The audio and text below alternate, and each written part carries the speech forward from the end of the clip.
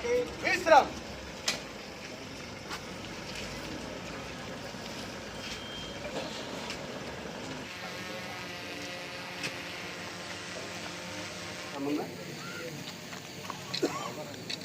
అన్ని కాలనీ లాగా నార్మల్గా ఉండితే ఏమన్నా ఈ కాలనీ వరకు ఏమన్నా ప్రత్యేకత ఉంది? ఏం లేదు సార్, హ్యాపీగా ఉంది. అంతా నార్మల్ అంతా నార్మల్.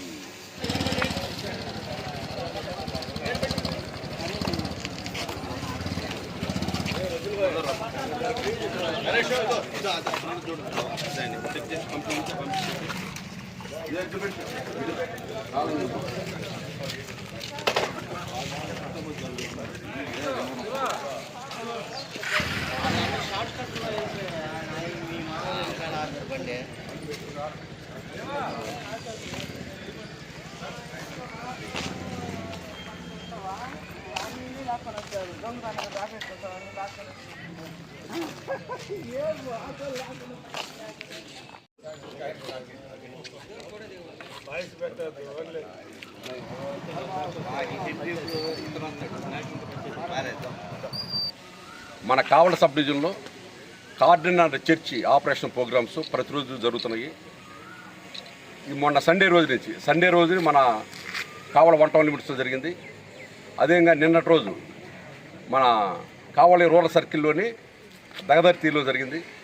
ఈరోజు 3వ రోజుని మన కావలి 220 PS లిమిట్స్లో తుఫాన్ నగర్లో జరిగింది. అదేవిధంగా ప్రతిరోజు కూడా ఏదో చోట కంపల్సరీ కార్డినల్ చర్చి జరుగుతుంది. ఇదేంటంటే మా ఎస్పీ మేడం గారి కొత్తలు.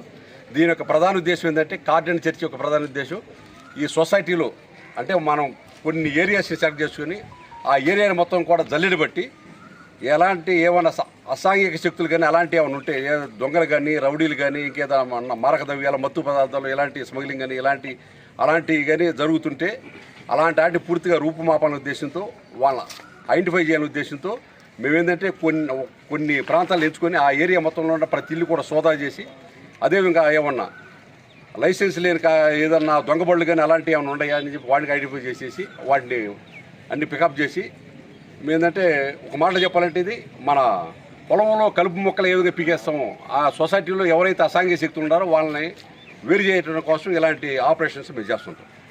ఈరోజు జరిగిన దీంట్లో మా చర్చన్ ఆపరేషన్ మొత్తం 25 బైపులు, ఆటోలు 3, మేము అదే ఒక ట్రాక్టర్ పట్టుకున్నాము. ఏంటంటే వీటికి సరైన పత్రాలు చూపించలేదు. వాళ్ళు తర్వాత వచ్చేసి ఇది మాది అని చెప్పి వాళ్ళు సరైన పత్రాలు చూసేస్తే వాళ్ళ వెహికల్స్ వాళ్ళకి అప్పగిస్తారు.